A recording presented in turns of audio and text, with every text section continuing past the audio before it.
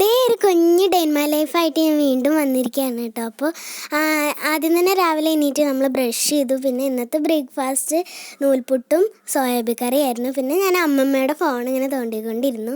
പിന്നെ ഞാനും അമ്മമ്മയും കൂടിയിട്ട് പാടത്ത് മാങ്ങ പെറുക്കാൻ പോയി കേട്ടോ. പിന്നെ നമ്മളിതാ മീൻ വാങ്ങാൻ പോയി. നല്ല മീനായിരുന്നു കേട്ടോ.